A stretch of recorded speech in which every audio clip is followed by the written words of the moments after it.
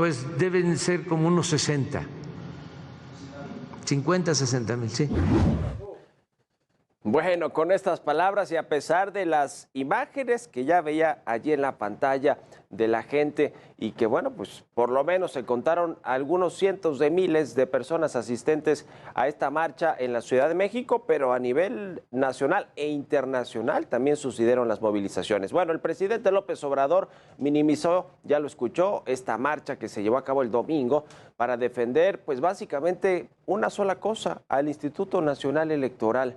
El presidente aseguró que la manifestación fue en contra de la transformación y a favor de los privilegios que tenían administraciones pasadas, privilegiando la corrupción, el racismo, el clasismo, pues todo lo que suele decir el presidente López Obrador cuando está en contra de algo y le echa la culpa, por supuesto, siempre a sus adversarios, a los conservadores, y los tacha ahí de varias cosas como clasistas, racistas, cretinos y una serie de adjetivos que les ha puesto el presidente López Obrador a sus adversarios. Pero ante estas declaraciones del presidente López Obrador, que eran de esperarse que iba a reaccionar así, se anduvo 2 semanas pues criticando esta marcha, Porfirio Muñoz Ledo le pidió la renuncia al presidente López Obrador. Porfirio Muñoz Ledo, que fue quien le entregó la banda presidencial al presidente, quien se la puso, un morenista, un dirigente de izquierda, por lo menos reciente.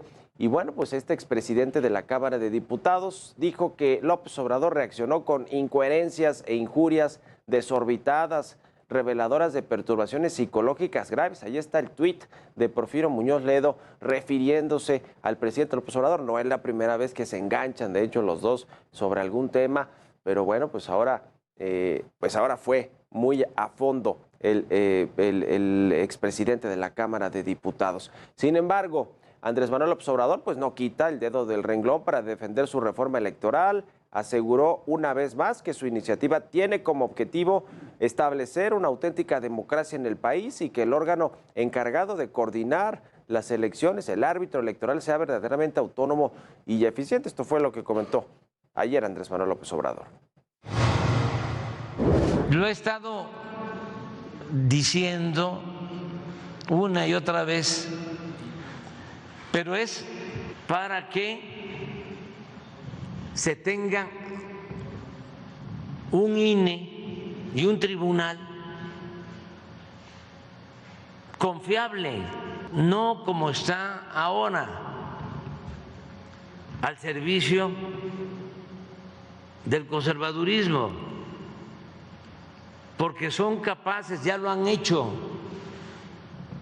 de hacer fraudes apoyados en consejeros y en magistrados electorales corruptos, antidemocráticos.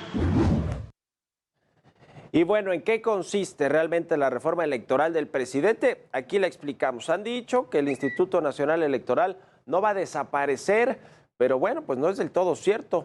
Por una lógica y sentido común, el organismo va a cambiar desde la raíz, es decir, sí va a desaparecer y lo va a sustituir un nuevo instituto. Empezando por el nombre, va a llamarse Instituto Nacional de Elecciones y Consultas.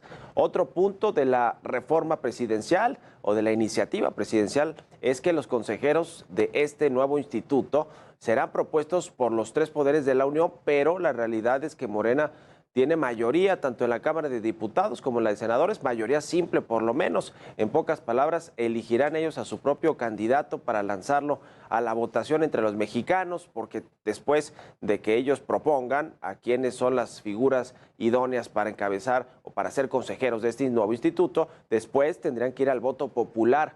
También el papel del Ejecutivo solo será pues dar el visto bueno.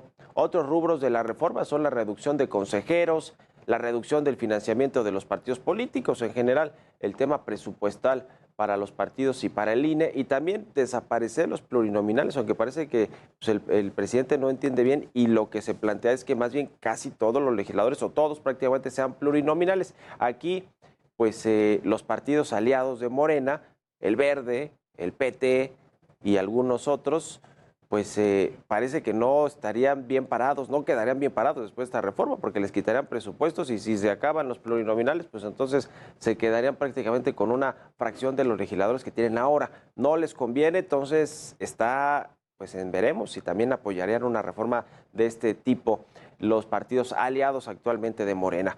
Quienes también se han sumado a la reforma, a la defensa de esta reforma electoral del presidente son las corcholatas de Morena.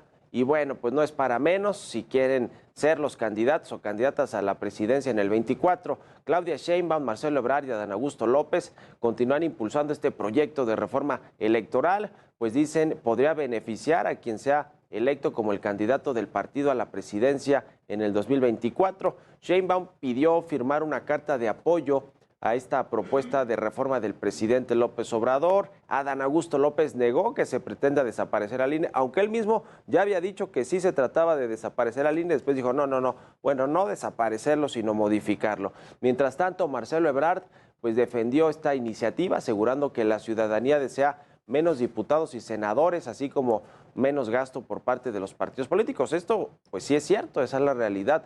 La gente quisiera tener una democracia más barata y sobre todo porque sabe de los privilegios y de los excesos que han cometido los políticos, los legisladores, por mencionar algunos, y los partidos políticos. Pero quien ha sorprendido a todos es Ricardo Monreal, el coordinador de Morena en el Senado. El legislador advirtió ayer que la Cámara Alta no va a avalar ninguna regresión para la democracia, por lo que la iniciativa del presidente va a ser analizada con mucha seriedad y responsabilidad. Y además se reunió ayer con el secretario de Gobernación, ya le decía, y bueno, pues después de esta reunión salió a decir esto Ricardo Monreal. El senador Ricardo Monreal informó que se reunió con el secretario de Gobernación, Adán Augusto López, a quien le manifestó la necesidad de escuchar a los manifestantes por la reforma electoral que el pasado domingo marcharon en distintas partes del país. En conferencia de prensa, el coordinador de Morena en el Senado dijo que le explicó sus puntos de vista sobre la reforma y afirmó que no respaldará una reforma que implique regresiones. Fue una reunión amable, amistosa, fue una reunión respetuosa y revisamos la agenda del Poder Legislativo y el interés que ellos tienen sobre algunas materias que obviamente nosotros analizaremos con cuidado y con autonomía. Monreal Ávila se dijo respetuoso de la marcha en defensa del INE. Agregó que estas expresiones deben dar paso a una reflexión al interior de Morena. Debemos respetarla, que toda libertad de opinión, libertad de expresión, libertad de imprenta, libertad de reunión y libertad de manifestación, entre otras, están garantizadas por la Constitución y son parte fundamental de nuestras garantías individuales. Entonces yo simplemente respeto la Constitución y la ley y es una manifestación que en lo personal creo debemos reflexionar sobre de ella. La vicecoordinadora del PAN en el Senado, Kenia López Rabadán, dijo que la marcha por la democracia para defender al INE fue todo un éxito, pues aglutinó a más de 700,000 personas. Agregó que con el presupuesto que el gobierno federal ha destinado al Aeropuerto Internacional Felipe Ángeles, a la refinería Dos Bocas y al Tren Maya se pagarían 55 años del gasto del Instituto Nacional Electoral. Si dividimos lo gastado en cada una de las obras ineficientes de este gobierno entre lo que cuesta el INE, con el aeropuerto que no tiene vuelos se pagarían 22 años de INE. Con la refinería que no refina se pagarían 18 años del INE. Y con el Tren Maya, que es sinónimo de destrucción, se pagarían 15 años del INE. La Cámara de Diputados comenzará esta semana a analizar la reforma electoral y en caso de aprobarse, la minuta será enviada al Senado para su análisis y votación. Verónica Macías, Heraldo Media Group. Y por su parte, Germán Martínez, el senador del Grupo Plural, consideró que la reforma electoral del presidente López Obrador pues ya está muerta. Durante una conferencia de prensa en el Senado, el legislador, exintegrante de Morena, exdirector del Instituto Mexicano del Seguro Social en esta administración, aprovechó para invitar a Ricardo Monreal a sumarse al Grupo Plural e ironizó sobre el proceso electoral del 2024 y la contingencia ambiental en el Valle de México. Escuche.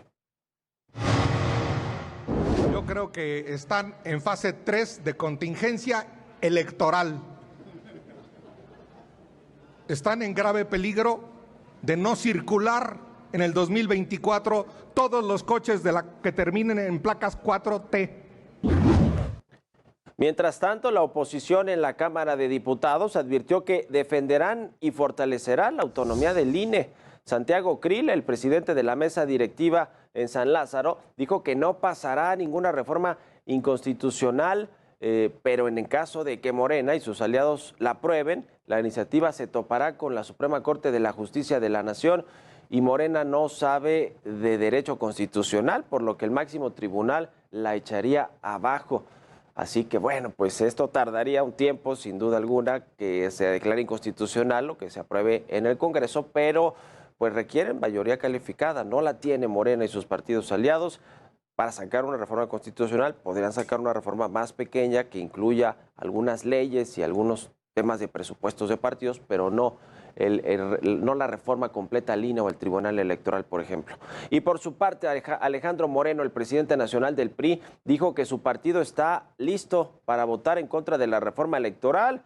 Dijo que la postura del Revolucionario Institucional es clara y contundente y que no van a apoyar ninguna reforma que atente contra la democracia. Escuche a Alito Moreno. Nuestra postura con respecto a la reforma electoral es clara y contundente.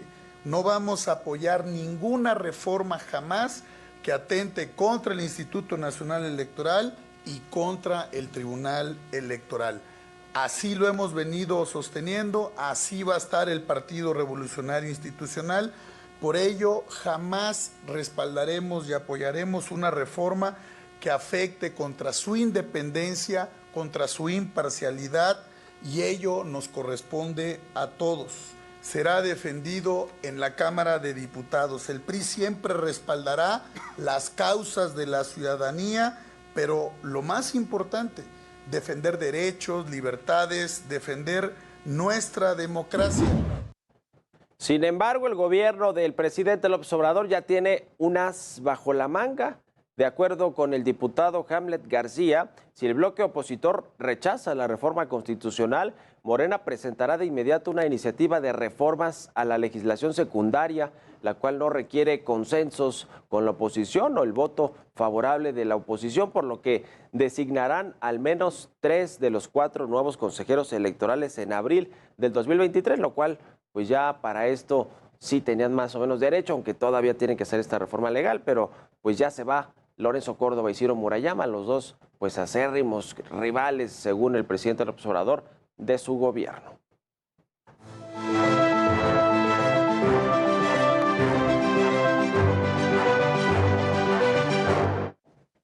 ¿Cuánto va a tardar el presidente López Obrador para decidir si llevan a votación o no esta reforma electoral en este periodo de legislativo, en la Cámara de Diputados o en el Senado? Lo quisieron adelantar hace unas semanas los morenistas para que se votara, para que se llevara rápido el consenso a la negociación y ver si podía salir una reforma electoral antes de que acabe el periodo legislativo este año, antes de que acabe el 2022.